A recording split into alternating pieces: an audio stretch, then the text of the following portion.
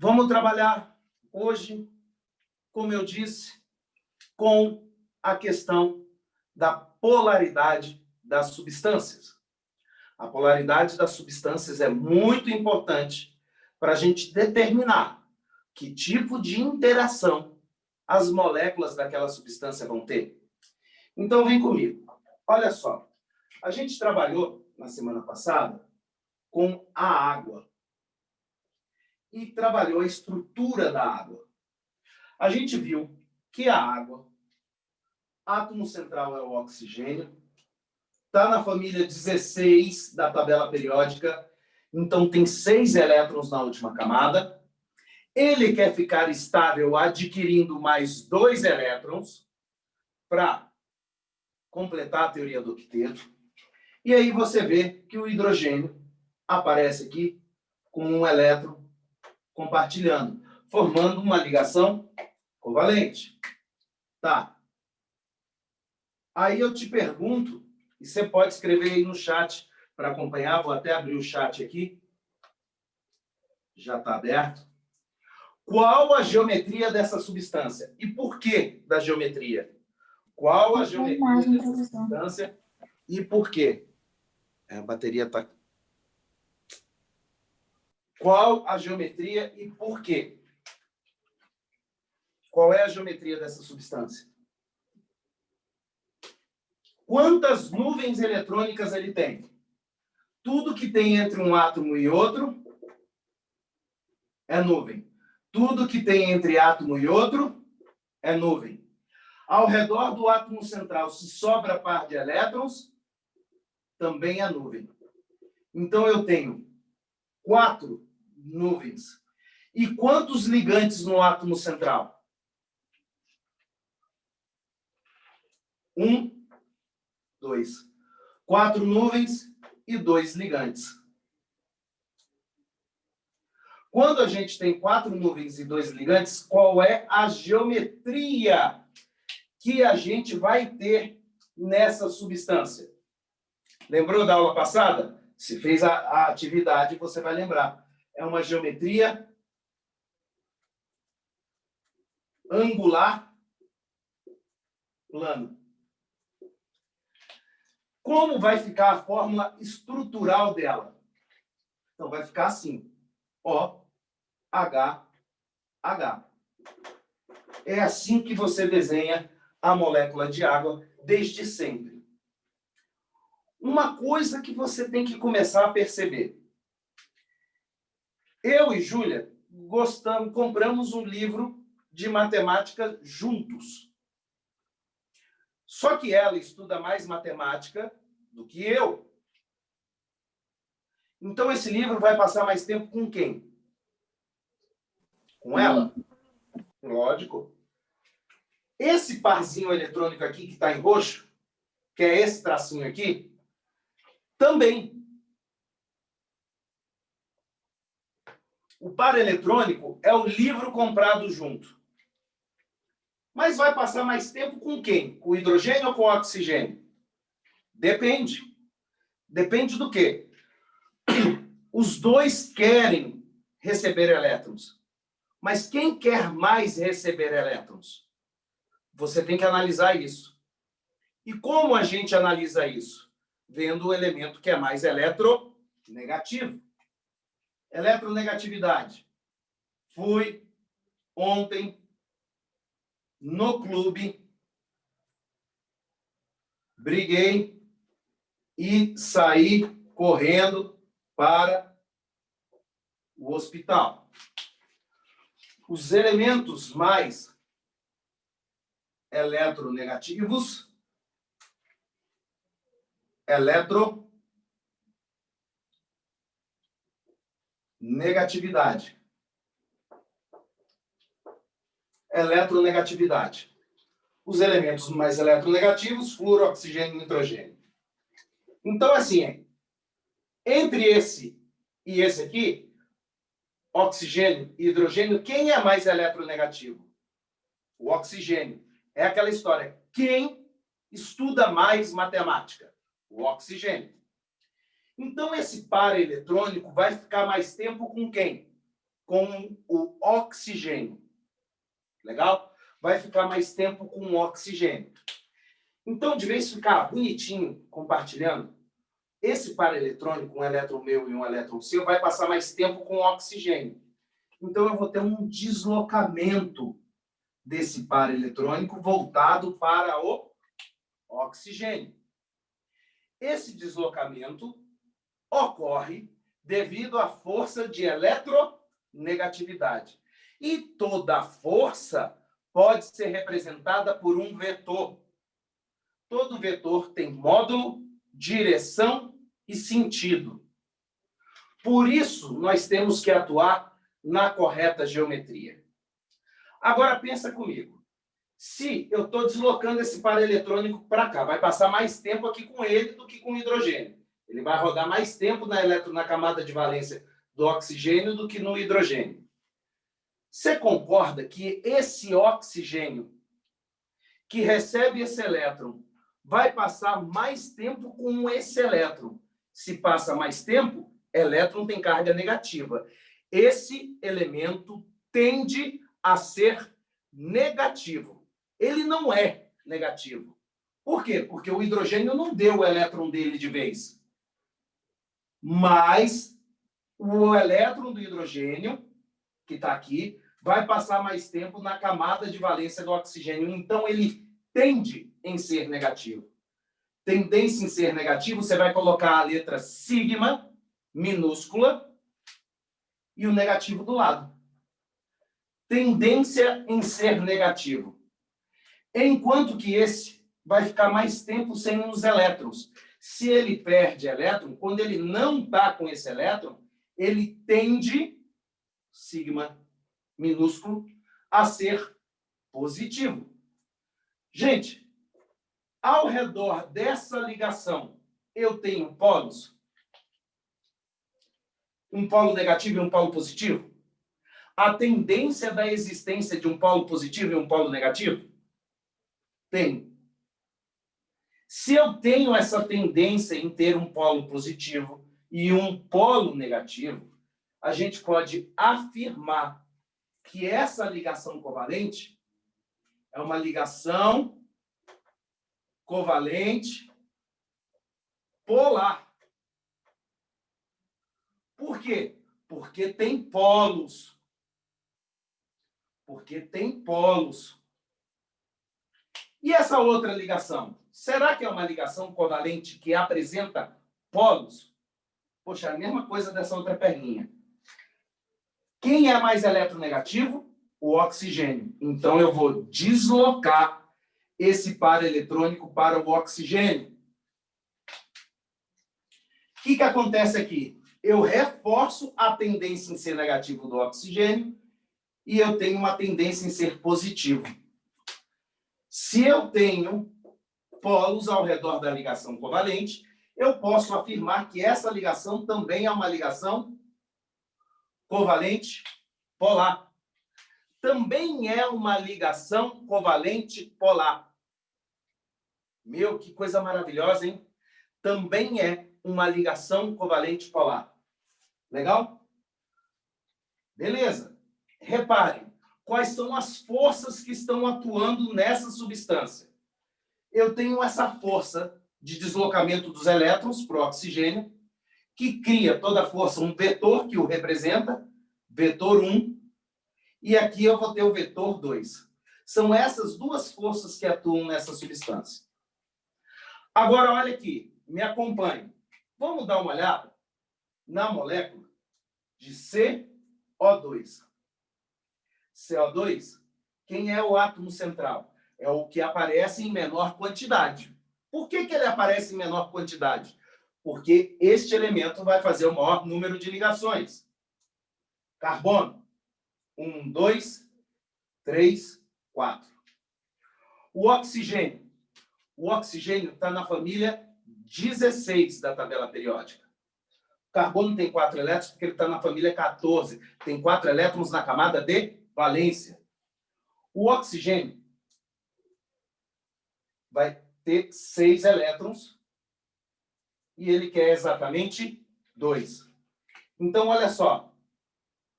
1, 2. 2 ligações. Esse oxigênio está estável? Então, eu vou analisar o oxigênio que está do lado de cá. 1, 2, 3, 4, 5, 6. Vai fazer uma ligação, outra ligação, porque o oxigênio quer 2 elétrons para ficar estável. Os dois são ametais, então eu tenho ligação covalente. Chuchu, quantas nuvens eu tenho ao redor do átomo central? Eu tenho aqui, tudo entre um átomo e outro é nuvem. Uma nuvem, 2 nuvens. Então, eu tenho 2 nuvens. E quantos ligantes ao redor do átomo central? Um oxigênio, outro oxigênio. 1, 2. 2 nuvens e 2 ligantes. Isso aqui vai representar para a gente uma geometria linear. Opa! Maneiríssimo! Geometria linear. Então, quer dizer que eu posso representar o seguinte. C, dupla O, dupla O. Agora, eu vou te mostrar uma coisa, uma definição bem prática. A primeira, essa do carbono para o oxigênio, tem quantas ligações covalentes? 2. A primeira ligação estabelecida covalente, ela ocorre, em termos espaciais, no mesmo plano orbital. No mesmo plano orbital. Então, eu vou ter uma interação de orbitais do elemento oxigênio com o elemento carbono no mesmo eixo. Legal? Então, o seguinte, esse orbital do oxigênio, o primeiro, da primeira ligação, com o primeiro orbital do carbono da primeira ligação, vão acabar se interpondo. Eles vão entrelaçar no mesmo plano para formar o par eletrônico. A segunda interação já não dá mais para ser no mesmo plano. É como se eu tivesse o seguinte, fiz a primeira interação no mesmo plano. O segundo orbital deste carbono aqui que vai interagir, com esse carbono que vai interagir, para fazer a outra dupla, eles não vão estar no mesmo plano. Eles vão estar em paralelo. Então, é como se esse elétron saltasse para cá e formasse a dupla. Porque o que é um par eletrônico? É um elétron meu com um elétron seu. Agora tá. Esse par fica saltando de lá para cá, de lá para cá, de lá para cá, de lá para cá. Então, vem para cá, pulou para cá a dupla. Para cá e para cá. Gente, essa ligação não rola no mesmo eixo. Até porque o composto não dobra assim. Então, o que vai acontecer? A primeira está no mesmo plano. Olha só como é que rola a interação. VAP, uma interpolada na outra. E a segunda? O par eletrônico pula daqui para cá, daqui para cá, daqui para cá, daqui para cá. A segunda interação é fraca. E se eu tivesse uma terceira interação, a terceira interação ia ficar também... Peraí, deixa eu tentar montar. Aqui. Também ia ficar em paralelo com esses orbitais aqui das canetinhas da frente, ó. Então, a primeira é minha mão, pá, no mesmo eixo. A segunda é no paralelo e a terceira, se eu tivesse uma terceira ligação, também seria no paralelo. E as ligações no paralelo são ligações mais fracas. Então, a primeira interação, que é a mais forte, é chamada de ligação sigma. A segunda, a terceira, a quarta interação entre dois átomos são ligações chamadas de pi. Então, eu tenho aqui, ó, uma delas foi a primeira, beleza? Sigma. É a mais forte. Mais forte por quê? Porque rola no mesmo plano espacial. As outras ligações entre dois átomos não ocorrem no mesmo eixo espacial. Então, são interações fracas, porque eu tenho o salto dos elétrons de lá para cá, desse elemento para o outro. Eu não tenho eles interpolados no mesmo plano. Então, são interações mais fracas. São interações chamadas de interações π.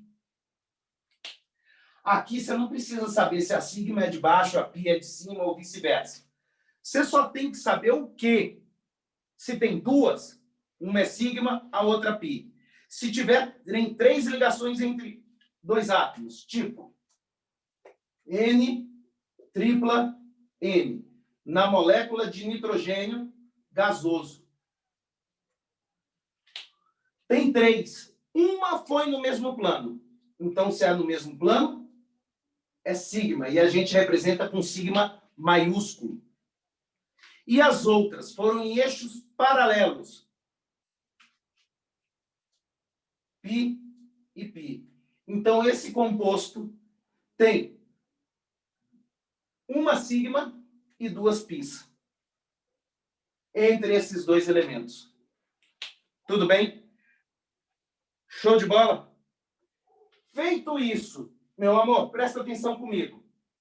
Qual desses dois elementos é mais eletronegativo? O carbono ou o oxigênio? Vem aqui. Oxigênio. Opa! Então, você está vendo essa nuvem eletrônica todinha? Ela vai passar mais tempo com quem? Com quem? Com o oxigênio.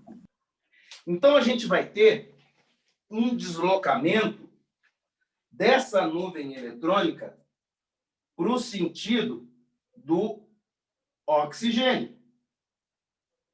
Se eu vou deslocar essa nuvem eletrônica para o oxigênio, olha só o que eu consigo criar. Esse oxigênio vai ficar o quê? Negativo. Efeito indutivo negativo, porque essa nuvem vai passar mais tempo para cá. E o carbono? Efeito indutivo positivo. Tá. Se teve o deslocamento de elétrons e criou a tendência de existir polos, essas ligações, as duas, tanto a sigma quanto a π, são ligações covalentes polares. Desse lado, a mesma coisa. Você tem a primeira interação entre dois átomos, é a sigma, e a segunda vai ser a π. Você tem essa nuvem eletrônica sendo deslocada para o oxigênio, só olhar na reta de eletronegatividade. Esse cara, então, vem para cá. Você cria uma tendência dele ser negativo e o carbono se reforça o positivo dele. Tá? Show de bola! Essas duas ligações também são ligações covalentes polares. Mas eu te falo, ao fazer tudo isso, você fica agora pronto para analisar qual dessas duas substâncias pode ser polar ou apolar. Como assim, professor? As substâncias polares, as forças que atuam na molécula, elas não zeram, elas não se anulam. Se essas forças não se anulam, eu começo a ter a probabilidade de ter um adensamento eletrônico em uma determinada substância, determinado elemento. Se eu tenho um adensamento eletrônico, aquele elemento fica mais tempo negativo e os outros mais tempo positivo. Me mostra isso direito, professor? Na hora. O que eu te falei? As polares, as forças que atuam, vetor 1 e vetor 2, não se anulam. Beleza? Vamos partir atrás disso. Vou apagar aqui um pedaço da geometria e da eletronegatividade, que isso aqui a gente já tem que saber, para poder analisar. Eu quero saber se as forças aqui se anulam ou não. Soma vetorial. Eu vou pegar vetor 1 com vetor 2. Como é que a gente faz a soma vetorial? Cabeça de um no rabo do outro. E por que eu tenho que estar na correta geometria? Porque na correta geometria eu consigo determinar a direção e o sentido do vetor. A direção e o sentido do vetor. A direção e o sentido do vetor. Esses não se anulam. Como eu sei disso? Porque é o seguinte, cabeça de um no rabo de outro, cabeça de um no rabo do outro, é assim que a gente vai fazendo. E aí o seguinte, dá um vetor resultante. Dá um vetor resultante. Com esse módulo, essa direção e esse sentido. Com essa direção e com esse sentido. Se deu vetor resultante, quer dizer que o somatório das forças não se anulam. Quer dizer que meu momento angular, que é o momento onde as forças são aplicadas nessa substância, não se anulam. Se o momento é diferente de zero, porque a soma vetorial deu diferente de zero, essa substância é polar. Então, eu vou ter adensamentos eletrônicos. E eu vou ter um polo positivo da substância e um polo negativo da substância. Efetivo, prático, sincero, de corpo e alma. Positivo e negativo dentro dessa substância. Se a substância apresenta um polo positivo e um polo negativo, essa substância pode sofrer influências de campos elétricos. Isso é importante. Essa substância pode sofrer influência de campos elétricos. Vamos aqui. Como fica essa substância, então? Vai ficar assim, ó, oxigênio, hidrogênio, hidrogênio. Ao redor dos núcleos desses átomos, eu vou ter adensamentos eletrônicos. Então, eu vou ter aqui, ó, um adensamento eletrônico pequenininho ao redor do hidrogênio e um adensamento eletrônico grandão ao redor do oxigênio. Um adensamento pequenininho ao redor do hidrogênio. Gente, eu não sei desenhar, já falei isso. E toda vez eu repito. E aí, o que vai acontecer? Um adensamento grandão ao redor do oxigênio. Repare, em termos de nuvem eletrônica, de regiões de adensamentos eletrônicos, qual é a região que vai apresentar aqui um maior adensamento eletrônico? Ao redor do oxigênio, que bate com o nosso polo, o quê? Negativo. Então, essa substância vai ter um lado negativo. Enquanto que nas regiões de pequeno adensamento eletrônico, são polos o quê da substância? Positivos. Como eu comprovei isso? Ah, pela tendência? Não. Eu comprovo isso porque é o seguinte, o somatório das forças, elas não se anulam. E é um jogo completamente diferente quando a gente analisa o CO2. No CO2, olha só, faz a soma vetorial do vetor 1 para o vetor 2. Vamos lá? Vou fazer aqui nesse canto. Então, eu vou ter aqui, ó, vetor 1.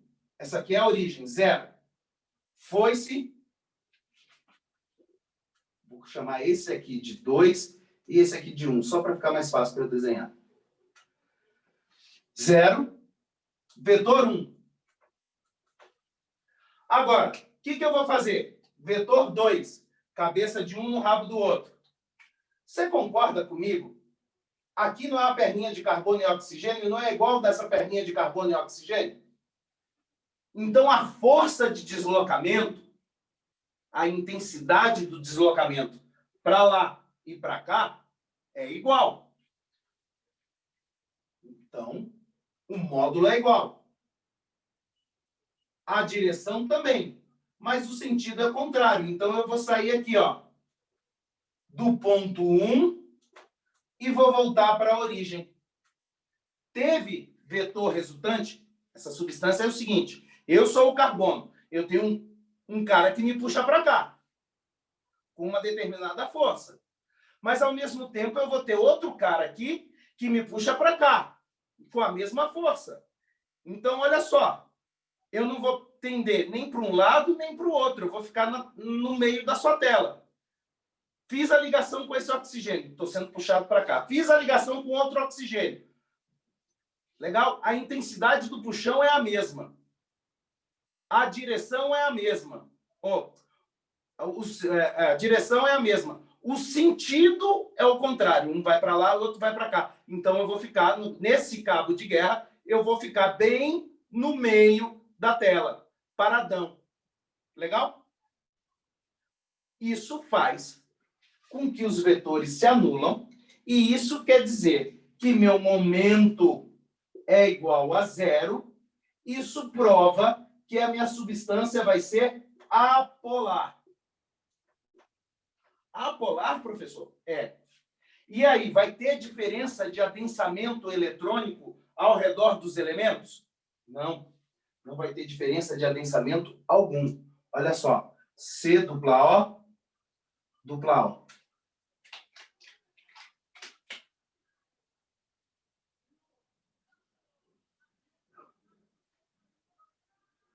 Vai ficar uma nuvem eletrônica bem distribuída ao redor do núcleo dos 4 elementos.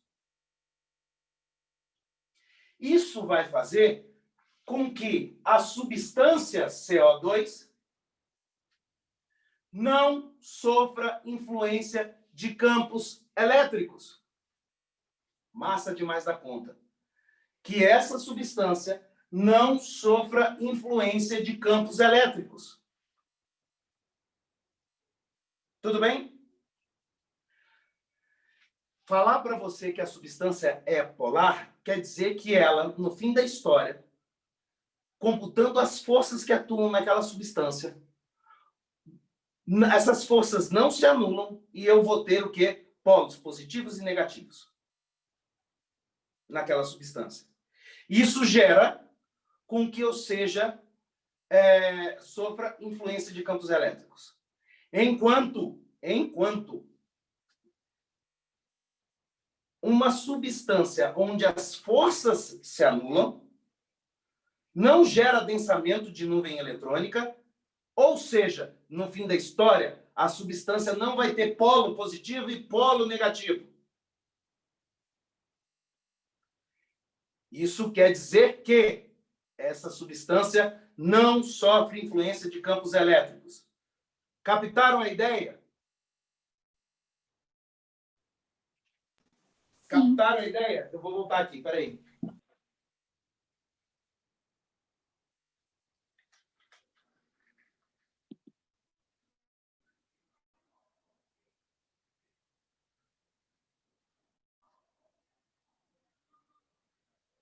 Pronto, voltei. Captaram a ideia da substância que é polar para a substância que é apolar? Pedro, sim. Galera aí, sim? Beleza. Vamos seguir essa brincadeira. Vamos seguir essa brincadeira. Repara uma coisa. Ligação covalente polar. Gerou uma substância polar. Mas aqui, as ligações no CO2 são ligações covalentes polares, mas geraram uma substância apolar. Geraram uma substância apolar. Meus amores, já caiu no Enem, o pessoal que... No Enem não, no PAS. O pessoal que está no 3º ano. Toda substância que apresenta ligações covalentes polares são substâncias polares.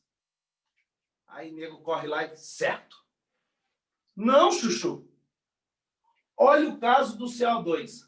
CO2 apresenta ligações covalentes polares, porque eu tenho diferenciação de cargas, a nuvem eletrônica passa mais tempo com um do que com o outro, então eu tenho ligações covalentes polares. As 4 ligações são ligações covalentes polares. Só que, analisando as forças que atuam nessa substância, essas forças, o momento dipolar, elas se anulam. O momento dipolar é igual a 0. Se o momento dipolar é igual a 0, a substância é apolar. Logo, não sofre influência de campos elétricos. Tudo bem? Não vai sofrer influência de campos elétricos. Fica ligado nisso, que é um pega, principalmente no PAS. Outra coisa que a gente pode trabalhar aqui é o seguinte: toda substância simples é apolar. Substância simples, professor, o que é isso? É uma substância que só tem um tipo de átomo. O2. Quem é o O2? É o O dupla O. Meu, essa nuvem eletrônica vai pender para algum lado? O oxigênio não tem diferença de eletronegatividade para o oxigênio. Então, é como se eu e a Júlia estudássemos a mesma quantidade de horas por semana de matemática, no nosso livro que a gente comprou junto. Fácil assim. Ela estuda 10 horas por semana e eu 10 horas por semana. Não passa nem mais tempo com ela, nem mais tempo comigo. Essa nuvem não tem deslocamento, certo? Então, aqui, olha, eu tenho ligações covalentes apolares. E aqui sim é lógico. Se eu tenho ligações covalentes apolares, eu posso afirmar que o meu momento é igual a 0, e se meu momento é igual a 0, essa substância é uma substância apolar. Você lembra que eu fiz aqui o N2? Era N tripla N? Beleza. Cl2 é cloro, tracinho, cloro. Cara, elas têm as mesmas forças de eletronegatividade. Elas vão estudar a mesma quantidade de horas de matemática. Então, toda substância simples é apolar, exceto, atenção, cuidado, socorro. Toda substância simples é apolar, menos uma.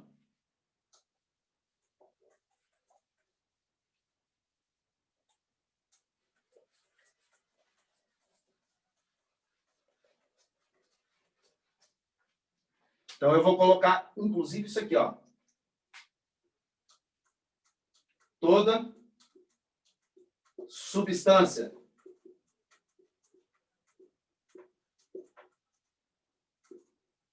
simples você vai considerar como apolar. Eu estou colocando isso como verdade, mas, assim, é uma verdade que a gente tem que saber para fazer o vestibular, para fazer prova na escola e tudo mais. Existem outras, mas que a gente vai trabalhar aqui no ensino médio, não, tá? Uma que você tem que saber, que é exclusão a todo esse raciocínio de substância simples é apolar, porque não tem diferença de eletronegatividade, vou colocar atenção, é a molécula de ozônio, O3. Como é o O3? O, dupla O, vai sobrar um par eletrônico, dativa O.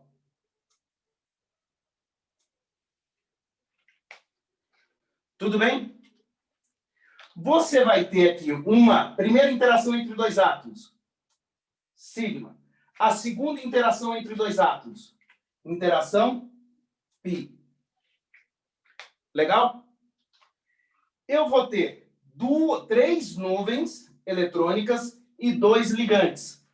Sempre quando tiver também 3 nuvens e dois ligantes, a geometria é uma geometria angular. É uma geometria angular. 3 nuvens e 2 ligantes, geometria angular.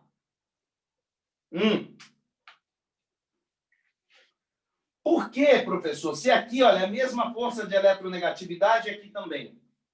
É o seguinte, eu sou oxigênio e minha mão é o oxigênio. Olha só, quando eu estou no linear, beleza. Mas na hora que eu vou no angular, gente, essa nuvem eletrônica que é meu braço com essa, exerce uma tensão estérica, que é uma tensão de repulsão, onde a ligação mais fraca, que é a ligação π, vai tentar se estabilizar, buscando outro ponto para ela ficar. Então, a ligação π que está entre esses dois está tão difícil de segurar assim. Está tão difícil de segurar assim. Cadê? Aqui, não. Legal. Está tão difícil de segurar aqui no ângulo que a ligação π, que é a mais fraca, vai começar a procurar um lugar menos repulsivo para ela ficar. Mas como pode? Ela vai, então, sair pulando dessa dupla aqui, dessa perninha, para cá. Chega aqui, acontece a mesma coisa. A tensão é grande. A tensão é grande. Então, ela vai para o lado de cá, a ligação π, que está presa em mim, vai passar para cá. E fica pulando daqui para lá, daqui para lá, daqui para lá.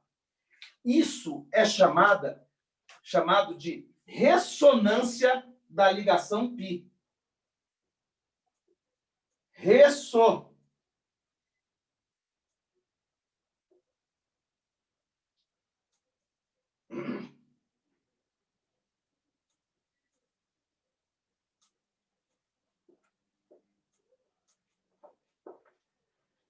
Ligação π. Espera aí.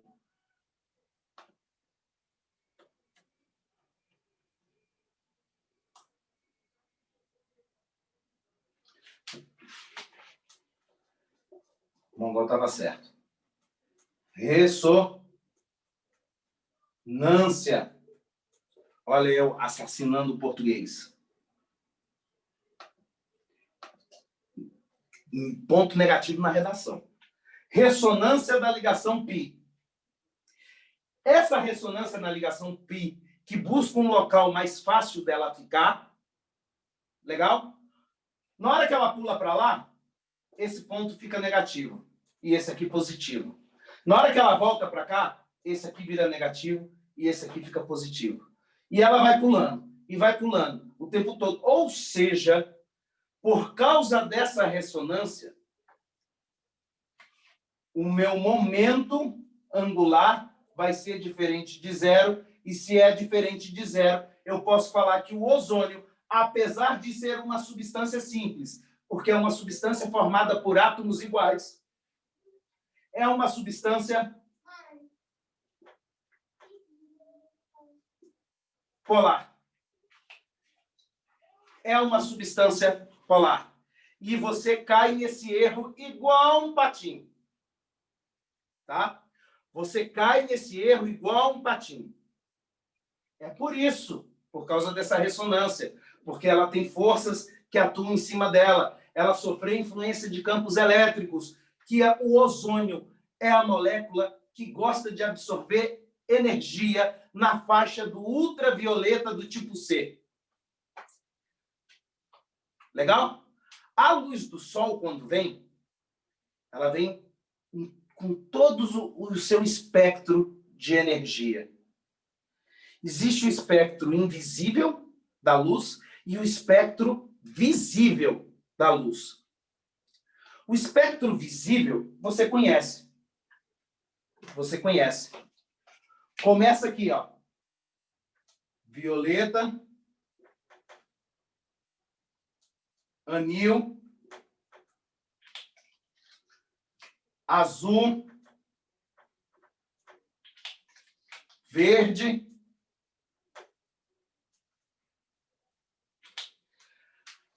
amarelo,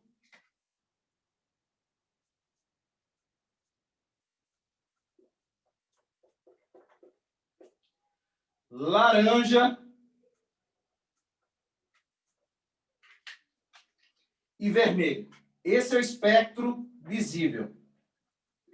Você vê claramente esse espectro visível quando a luz bate nas gotas de água da chuva, que anda chovendo direto, e elas acabam sofrendo refração e forma o arco-íris. Para mim, um dos melhores discos de rock and roll que eu gosto é isso. É a capa do Pink Floyd, do disco The Dark Side of the Moon, que tem um prisma, a luz branca batendo e abrindo o arco-íris. Cara, isso é lindo, é o que acontece na chuva. Legal? Cada luz tem um tipo de energia, porque o que é luz? Luz é uma onda eletromagnética. É uma onda. Perfeito? Quanto mais energia eu tenho na onda, o que acontece com o comprimento de onda? É grandão ou vai ser pequenininho?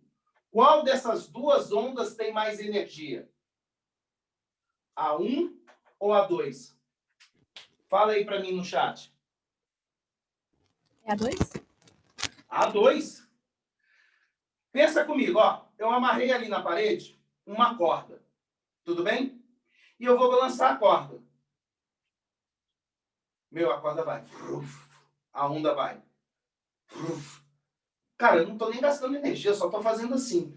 Agora eu quero, puxei a corda, estiquei a corda, e agora eu vou balançando as ondinhas todas pequenininhas, as cristas de onda vão ter intervalos pequenos. O que é crista de onda? É o ponto máximo aqui, ó, da onda para outra onda. Esse aqui é o lambda. Crista de onda é o topo da onda. Legal? E aqui é o lambda, é o comprimento de onda. Aonde que o lambda vai ser maior?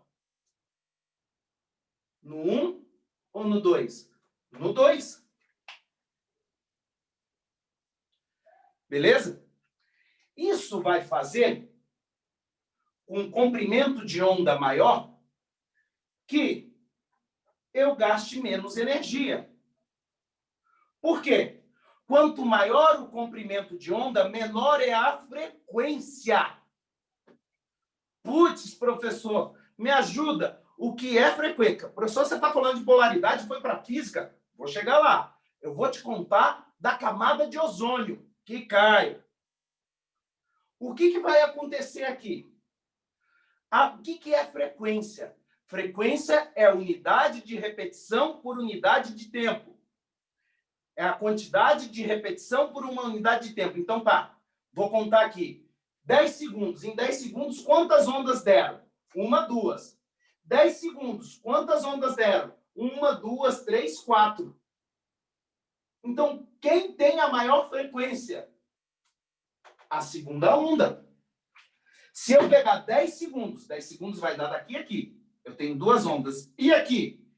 1, 2, 3, 4. Aqui tem duas, aqui tem 4. Não dá nem para comparar. Pela mesma quantidade de tempo, eu tenho mais repetição, aonde o comprimento de onda é menor. Por quê? Porque você está botando mais energia. Olha aqui as ondas curtinhas. Legal? E cada luz, que é uma onda eletromagnética, vai ter uma frequência diferente. Olha que bacana. A frequência aumenta na unidade do violeta. Se a frequência aumenta na unidade do violeta, violeta tem o menor comprimento de onda. Se a frequência F de frequência é alto, o comprimento de onda ele é o quê? Pequeno. Quanto maior o comprimento de onda, menor a frequência. Isso influencia no quê? Como é que eu calculo energia para ondas eletromagnéticas? Energia vai ser igual à constante de Planck, que é esse H, é uma constante, vezes a frequência. Então, se a frequência é alta, a quantidade de energia também é o quê? Alta. Se a frequência é baixa, porque o comprimento de onda é grande, a energia vai ser o quê? Baixa. Então, quando você olhar para o arco-íris e achar o violeta, você vai saber que o violeta, dentro do espectro visível, o violeta é o cara que possui a maior o quê? Energia. Fora do espectro visível, nós temos os comprimentos de onda maiores ainda, ou seja, com frequências menores, e não são mais visíveis para nós. Alguns animais conseguem observar. Você já viu no NetGeo ou lá no Discovery Animal, lá, Planet, que ficam aquelas cobras na boca da caverna para comer os morcegos? Só que na boca da caverna está tudo escuro. Como é que ela consegue ver o morcego? Porque ela consegue ver a onda de calor do morcego. Ela consegue ver a energia infravermelho. Então, nós temos aqui, ó, o infravermelho, que mostra para a gente as ondas de calor. Quando eu vejo isso, vocês já foram no Parque Shopping, depois do Covid? Vocês viram que no Parque Shopping manda você entrar para um local, tem a câmera lá ligada em você e o cara olhando a televisão. Aquela situação está mostrando a sua temperatura, ou seja, está fazendo uma análise do infravermelho do seu corpo. Se você tiver toda a região vermelha, quer dizer, sua temperatura está alta, ele já lê pela intensidade do vermelho qual é a sua temperatura e apita para o cara. Ele te para, você não entra. Aquele leitorzinho que se aponta o pulso, que não é o local certo de ler, é na testa, ele foi programado para pegar a temperatura do tronco para cima, não do tronco para baixo. Ele lê sua temperatura por infravermelho. Tudo bem? Quando você aproxima um código de barras no supermercado, ele vai ler por infravermelho. Olha só o infravermelho. Aí eu tenho menor do que o infravermelho. As microondas. Do micro-ondas. Do micro-ondas. Legal? Do micro-ondas. E o micro-ondas, o que ele faz? Você coloca o alimento ali. Se o alimento tem água, eu estou esquentando as moléculas de água, as moléculas de água vão embora e o alimento esquenta. É só isso que acontece no micro-ondas.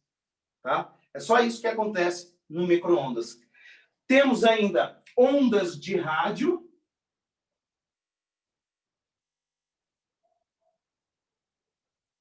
E outras. Aí vai, tem um montão. Só que acima do violeta, fora do espectro visível também, nós só temos as energias ultravioletas, que são aquelas que você passa protetor solar. No protetor solar tem um cara que absorve essa energia ultravioleta, que é o óxido de titânio, TiO2. O óxido de titânio, ele vai absorver essa energia ultravioleta. Mas você já teve curiosidade de ler o protetor solar? Ele protege contra a ultravioleta de que tipo? Conta para mim aí no chat. Se você for ler o rótulo, eles vão proteger contra ultravioleta do tipo A e do tipo B, que são as ultravioletas com menor quantidade de energia. Então, eu tenho aqui em ordem. Olha que maneiro. Eu tenho aqui em ordem.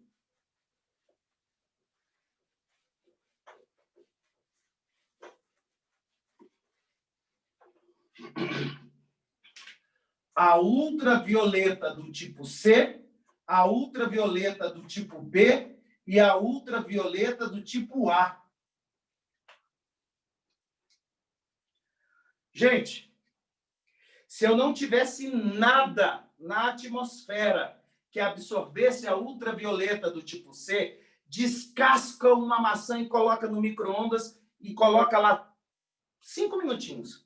Me fala depois que bagaça ficou. E limpa, porque você vai tomar esporro depois da mãe. Bicho, o negócio vai aquecer, puf, acabou.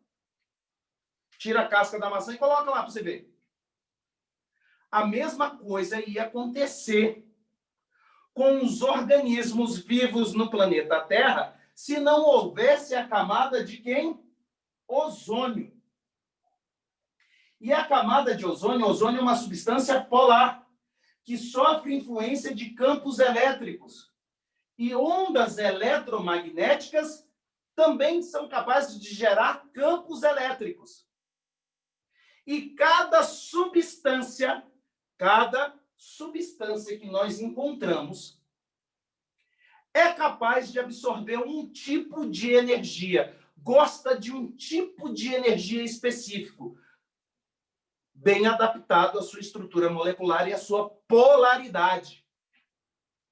Conta para mim, que tipo de energia o ozônio, que está na camada de ozônio, onde é que fica a camada de ozônio? Está aqui o planeta Terra, você tem aqui a troposfera, mesotroposfera, você tem aqui a estratosfera.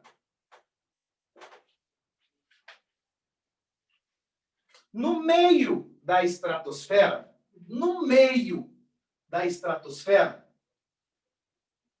nós temos a camada de ozônio. Nós vivemos aqui na troposfera. Tá, acima da estratosfera tem a mesostratosfera e a ionosfera tem outras camadas. Legal? E uma coisa interessante. Toda a atmosfera do planeta Terra, se eu pegar em escala e colocar, sabe a casca da maçã que eu pedi para você tirar?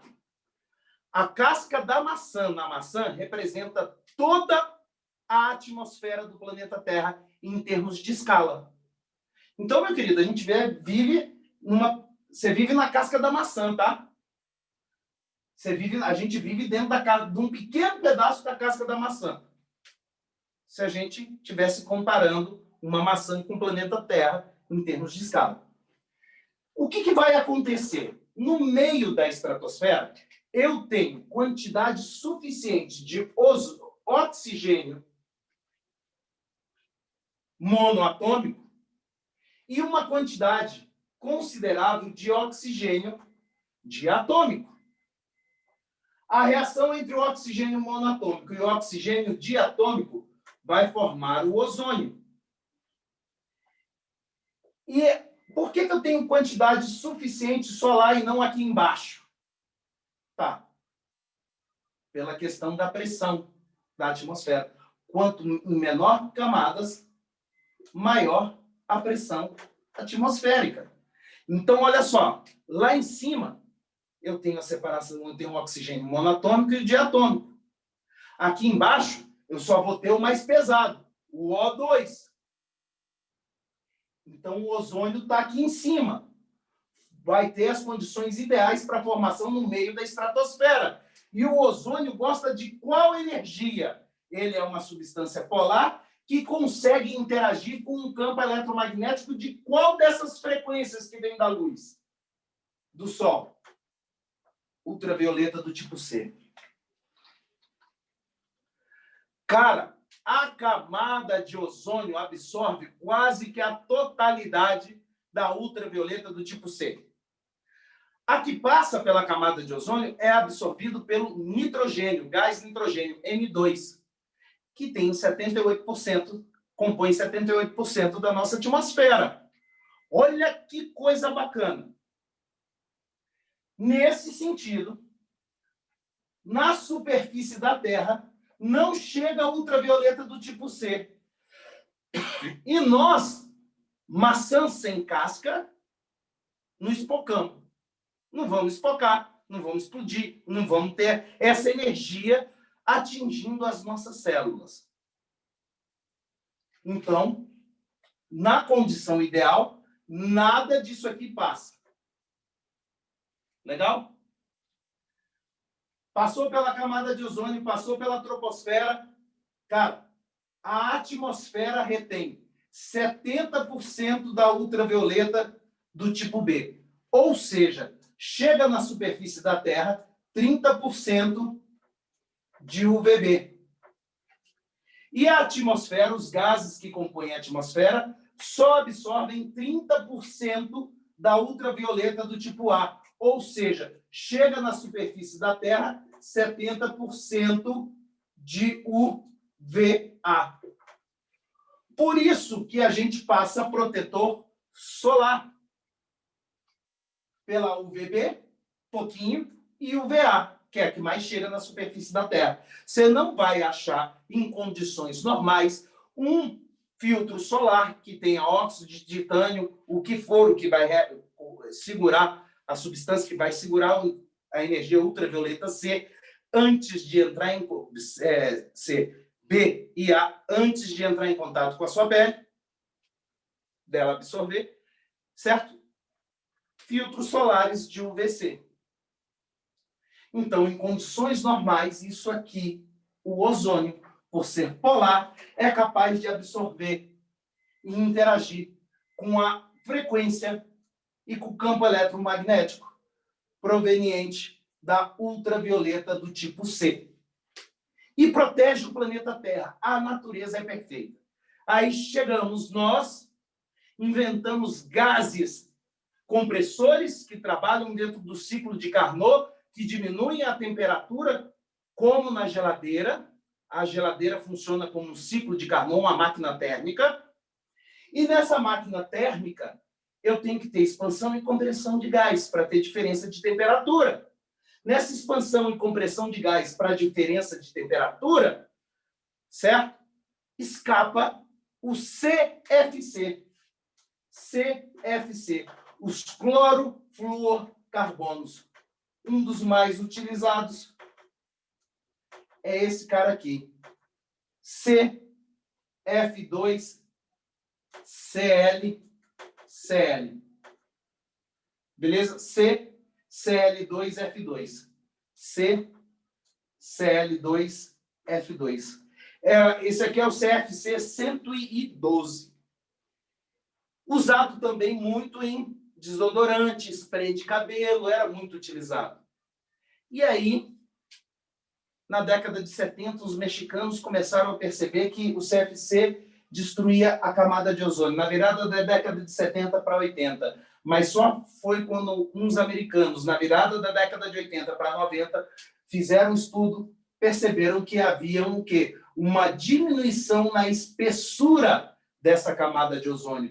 Então, essa diminuição da espessura, como eu estou fazendo aqui, foi chamada de buraco da camada de ozônio. Então, você pensa que você tem a camada e tem os buracos. Não, não é assim. Você tem a camada e um afinamento nessa camada, na espessura dessa camada. Esse afinamento na espessura da camada é chamado de quê? Buraco da camada de ozônio. Então, se eu tenho esse buraco, esse afinamento da espessura do ozônio, na hora que a energia ultravioleta C passa por aqui, ela não é totalmente filtrada, retida. Então, vai chegar na superfície da Terra. Lascou, mano. Lascou. Beleza? Lascou. E como o ozônio é polar, ele também vai sofrer o quê? Influência do eixo magnético da Terra. E é por isso que, se eu comecei a ter a depleção do ozônio aqui no Brasil, ele vai acabar migrando para os polos. Então, os polos ficam desprotegidos, tanto o norte quanto o sul, dessa energia ultravioleta que bate na superfície da Terra. Só que lá a superfície é congelada. Então, você está batendo mais energia no gelo. O gelo derrete e a gente tem perda das calotas polares. Beleza? Olha que bacana. Tá certo? E isso rola porque cada substância tem a sua forma de absorver energia. E uma coisa está ligada à outra. Beleza? Uma coisa está ligada à outra. Vocês conseguiram acompanhar meu raciocínio? O que eu estou contando para vocês? Bicho, eu chutei o pau da barraca e dei conteúdo para caramba. Vocês conseguiram acompanhar a ideia desse raciocínio? Massa. Legal? Então, vamos aqui. Eu te falei que cada substância, se ela é polar, ela vai absorver, vai sofrer influência de campos elétricos. Se ela não é polar, é apolar, ela não sofre influência de campos elétricos. Então, eu vou te mostrar isso na prática. Vou te mostrar isso aqui na prática. O que é sofrer influência de campos elétricos? Você vai ficar chocado.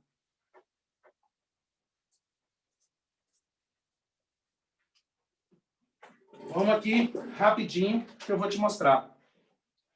Não vai embora. Vamos nessa.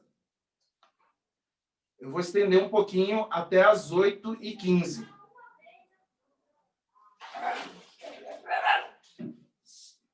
Legal?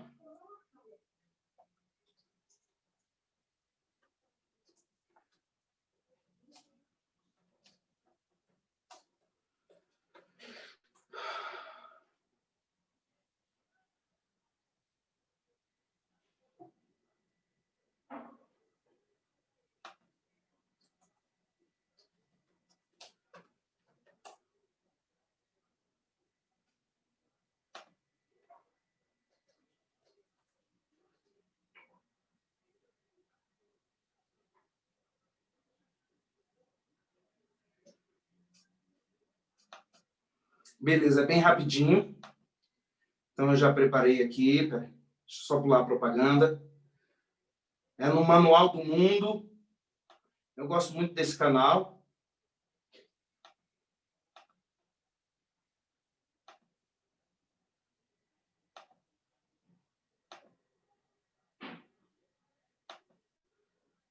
Vocês estão vendo aí? Vamos lá.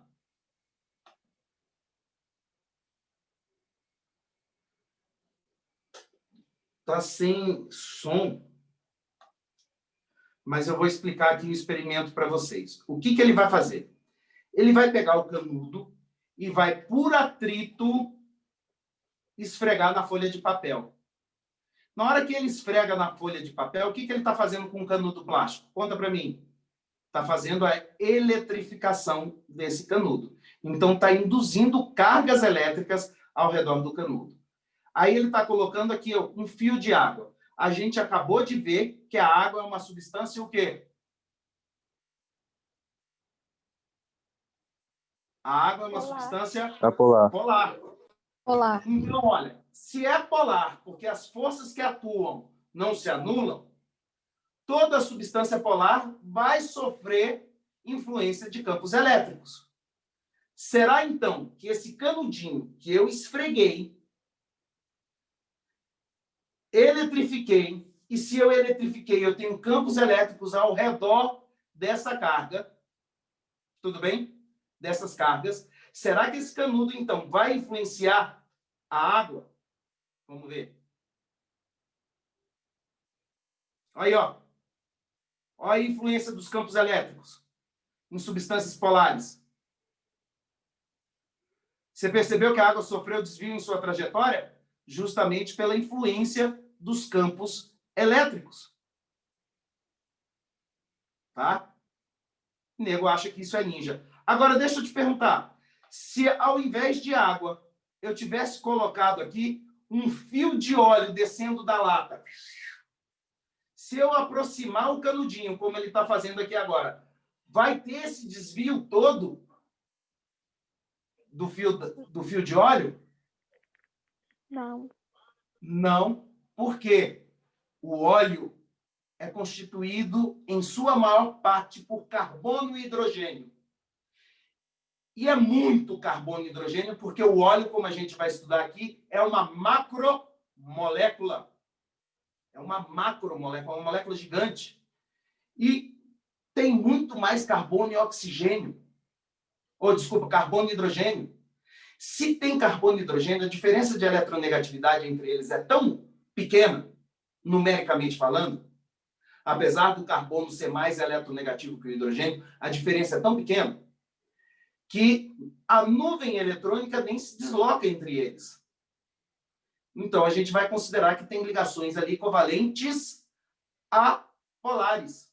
E se tem ligações covalentes apolares, a substância é apolar. A substância apolar, as forças se anulam. Ele, então, não tem adensamentos eletrônicos ao seu redor. Se não tem adensamentos eletrônicos ao seu redor, certo?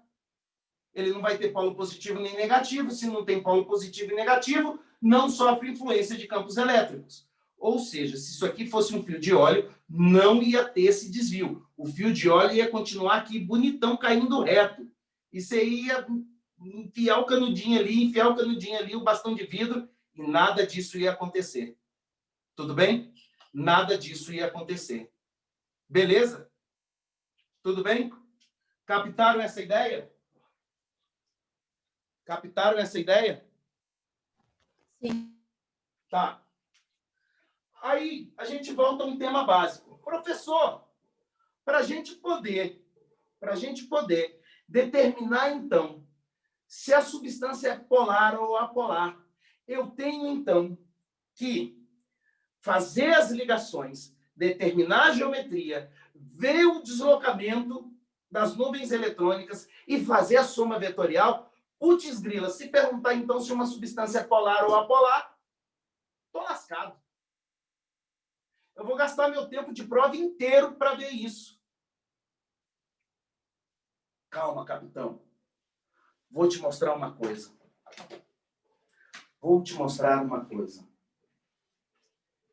C, Cl, Cl, Cl, Cl.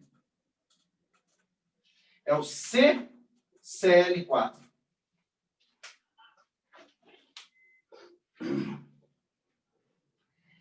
E vou pegar uma outra substância. Aquele CFC que eu peguei. CF, vou colocar CCl3F.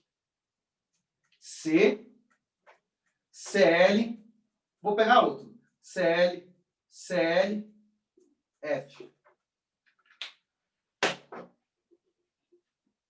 Ao olhar, você vai ver 4 nuvens e 4 ligantes. 4 nuvens e 4 ligantes. Toda vez que tem 4 nuvens e 4 ligantes, a gente já sabe que a geometria vai ser tetraédrica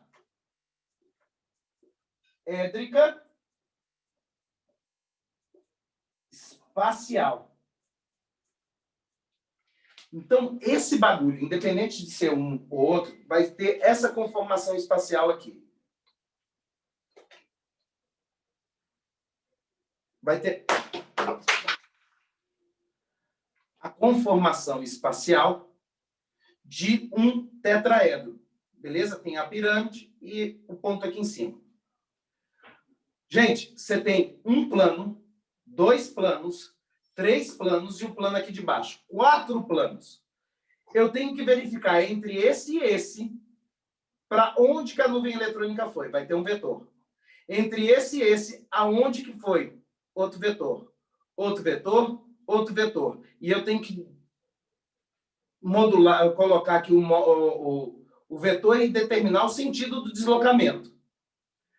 Depois disso, eu tenho que pegar 4 vetores em eixos diferentes e somá-los.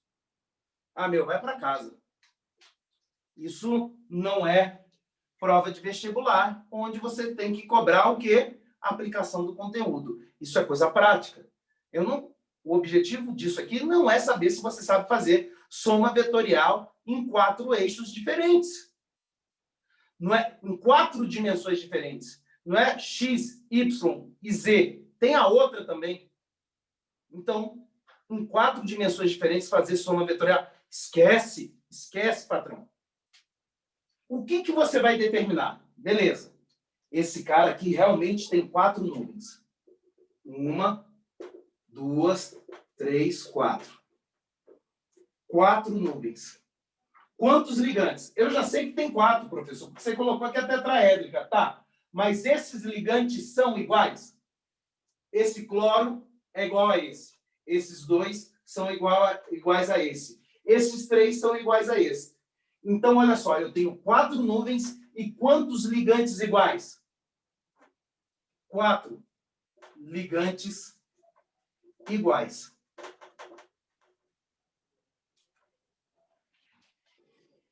Para essa substância. Vamos no CCl3F, que é um tipo de CFC. Quantas nuvens? 1, 2, 3, 4.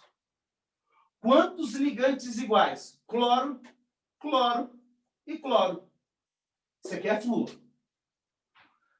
Mesmo que eu tivesse cloro, cloro, flúor e flúor, eu só ia ter 2 ligantes iguais. Eu ia ter 2 pares de ligantes iguais. Não seriam os 4 iguais. Concorda comigo? Então, aqui eu tenho 4 nuvens e apenas 3 ligantes iguais. Todos os dois têm 4 nuvens e 4 ligantes de geometria tetraédrica. Mas, ao analisar melhor, eu percebo que esse cara tem 4 nuvens e 4 ligantes iguais, o CCl4, e aqui o CCl3F, eu tenho apenas 3 ligantes iguais. Poderia ser Cl2F2. Eu ia ter 2 pares de ligantes iguais, não 4 ligantes iguais. Então, aqui é diferente. Meu, olha a ideia fantástica, que vai resumir a soma dos vetores nos espaços diferentes. Se o número de nuvens é igual ao número de ligantes iguais, isso representa que o seu momento é igual a 0. Ou seja, se eu fosse fazer a soma vetorial, os vetores se anulam. Se os vetores se anulam, eu posso falar que essa substância é o quê? Apolar. Fechou? E essa? O número de nuvens é igual ao número de ligantes iguais? Nunquinha. Se o número de nuvens não é igual ao número de ligantes iguais, meu momento é diferente de 0. Se o meu momento é diferente de 0, minha substância é o quê? Polar. Você não precisa saber a questão de soma vetorial. Eu tenho que te explicar, porque eles vão cobrar a teoria. Seja no Enem, seja no PAS ou qualquer vestibular. Se falar de polaridade, vai falar da definição de polaridade e vai trabalhar esse conjunto de teorias que as somas vetoriais, que anulam, tarará. Mas na prática, como é que você faz? Desenha a molécula. Nem precisa ser na correta geometria. Conta o número de nuvens e o número de ligantes iguais. Se o número de nuvens é igual ao número de ligantes iguais, o momento é igual a 0, a substância é apolar. Se o número de nuvens é diferente do número de ligantes iguais, o momento é diferente de 0, a geometria é polar. E repara, as duas substâncias têm a mesma geometria molecular, porque as duas possuem 4 nuvens e 4 ligantes. Mas aqui, para a polaridade, o que interessa é o número de nuvens e o número de ligantes iguais. Então, o que você vai analisar quando você monta a substância? Quando tem número de nuvens igual ao número de ligantes iguais, a substância é apolar. Agora, quando o número de nuvens é diferente do número de ligantes iguais, a sua substância é o quê? Polar. Falar que a substância é polar, ela tem polos, adensamentos eletrônicos diferentes. Então, eu vou ter um lado positivo e um lado negativo. A substância é apolar. Adensamento eletrônico ao redor da molécula é inteira, os átomos que formam a molécula é inteira igual. E ele não sofre influência de campos elétricos. E isso na natureza, como eu te provei com o ozônio, faz toda a diferença na movimentação. Só que não faz diferença só na movimentação das substâncias e das suas interações. Faz diferença também na solubilidade. Porque igual dissolve igual. Gente, acabei de falar para você que óleo de cozinha é apolar, porque ele é constituído basicamente por carbono e hidrogênio. E se é um hidrocarboneto, a substância é um hidrocarboneto, ou a maior parte dessa macromolécula, como óleo é constituído por carbono e hidrogênio, não vai ser solúvel em água. Por quê? O óleo de cozinha, os derivados de petróleo, que são hidrocarbonetos, todas elas são substâncias apolares. Então, eu que não tenho polos, não vou interagir com o Pedro, que tem polos. O Pedro é polar e eu sou apolar. A gente não consegue interagir. Legal? Se a gente não consegue interagir, como é que eu, óleo, vou dissolver na água? Não vou dissolver na água. Porque não vai ter interação entre as nossas moléculas. Agora, o Pedro é a água e eu sou o sal de cozinha. Sal de cozinha é um composto iônico. É o NaCl.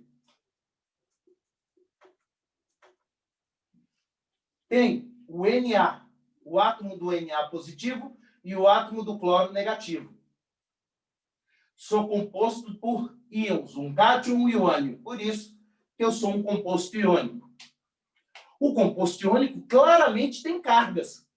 Todo composto iônico vai ser polar. Todo e qualquer. Composto iônico, como é que você identifica? Metal com ametal. Todo composto iônico é polar. Se eu sou sal de cozinha polar, eu vou conseguir interagir com o Pedro, que é a água, que é polar. Lógico. Porque daí as nossas moléculas vão ter atrações. Tudo bem? E o tópico, então, da nossa próxima aula, fora os exercícios, vai ser começar com interações intermoleculares, que é justamente a minha atração de polar com polar ou a atração entre as substâncias apolares. Só voltando, o óleo de cozinha, ele é apolar. E aí, o que acontece? Ele não vai interagir com a água, que é apolar. Por isso que a gente fala que água e óleo são líquidos imissíveis. E se são líquidos imissíveis, não se dissolvem. Por quê? Pega esse código. Igual, dissolve igual. O que eu estou dizendo para você e grava no seu coração? Que polar dissolve polar e que apolar dissolve apolar. A polaridade é importante para tudo isso. Tinta de parede é apolar. Você tira com o quê? Com thinner, que é apolar. Você não vai conseguir lavar a tinta da mão, mesmo que ela ainda tenha bem molezinha, não secou, se a tinta de parede, se você jogar água.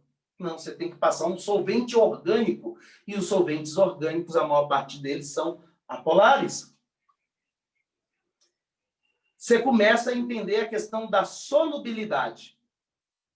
E nesse jogo de solubilidade, existe uma substância que dissolve tanto na gasolina, derivado de petróleo, e derivado de petróleo é hidrocarboneto. Hidrocarboneto é apolar. Quanto essa mesma substância que dissolve no petróleo, no derivado de petróleo, na gasolina, também dissolve na água. Uai, professor, como assim? Cara, vai ter uma substância que ela vai ter um pedaço dela que é apolar, e aí dissolve com a gasolina. E vai ter um pedaço dela que é polar, que depois interage com a água. Então, para essa substância, eu vou perguntar para você, onde essa substância dissolve melhor? Ela vai dissolver melhor com polares ou em substâncias apolares? E essas são as cenas dos nossos próximos capítulos. E quando a gente for estudar interação intermolecular, a gente vai ver por que o mosquitinho pousa na água e ele não afunda. E nós vamos partir para o exercício. Primeiro momento da aula, teoria de intermolecular, solubilidade. Segundo momento da aula, exercícios. Tudo bem, meu povo? Conseguiram acompanhar hoje? Sim? Bacana. Gostaram da aula? Isso é importante. Dá um feedback aqui para a gente. Porque eu inseri tópicos de química ambiental que a gente ainda vai discutir as reações de depressão da camada de ozônio quando a gente chegar lá. Beleza? Massa. Se gostou, curte aí. Valeu. E é isso. Até a próxima aula. Obrigado. Vou parar aqui minha gravação.